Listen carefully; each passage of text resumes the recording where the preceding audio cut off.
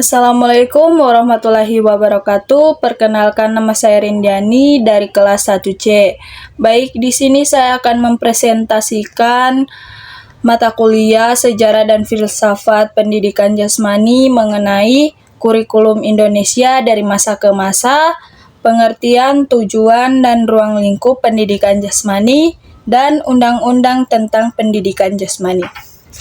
Baik, langsung saja di video berikut. Baik, yang pertama yaitu tentang kurikulum Indonesia dari masa ke masa. Kurikulum secara etimologi dapat ditemui dalam akar kata curriculum yang bersumber dari bahasa Yunani. Asal katanya yakni curir yang berarti pelari, serta curere yang berarti tempat berpacu. Awalnya istilah digunakan dalam konteks olahraga yang merujuk pada jarak yang harus ditempuh oleh seorang pelari untuk meraih medali atau penghargaan. Adapun kurikulum terdiri dari 11 kurikulum. Yang pertama yaitu Rencana Pelajar 1947 atau kurikulum 1947. Yang kedua Rencana Terurai 1952 atau kurikulum 1952. Yang ketiga Rencana Pendidikan 1964 atau kurikulum 1954. Yang keempat, kurikulum 1968. Yang kelima, kurikulum 1975. Yang keenam, kurikulum 1984. Yang ketujuh, kurikulum 1994 suplemen kurikulum 1999. Yang kedelapan, kurikulum berbasis kompetensi atau KBK 2004. Yang kesembilan, yaitu kurikulum tingkat satuan pendidikan atau KTSP 2006.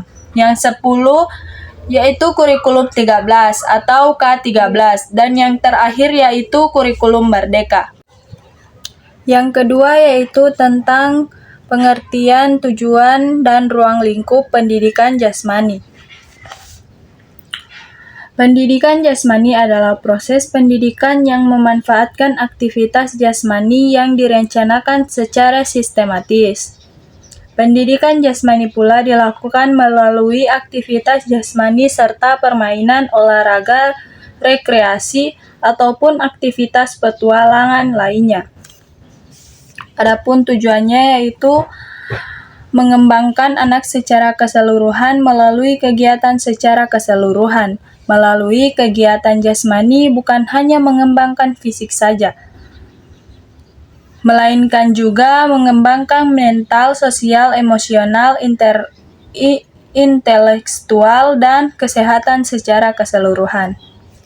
Ruang lingkup yaitu tidak kalah penting dari pendidikan akademik. Pendidikan jasmani juga harus disajikan dan diajarkan dengan sungguh-sungguh dalam proses belajar mengajar. Dan yang terakhir yaitu Undang-Undang Pendidikan Jasmani.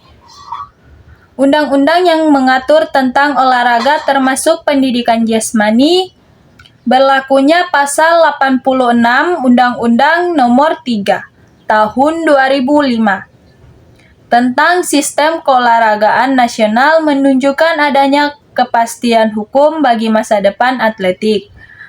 Sebab setiap atlet yang berprestasi di Pekan Olahraga Nasional ataupun SEA Games, Asian Games, dan Olimpiade akan memperoleh penghargaan dari pemerintah.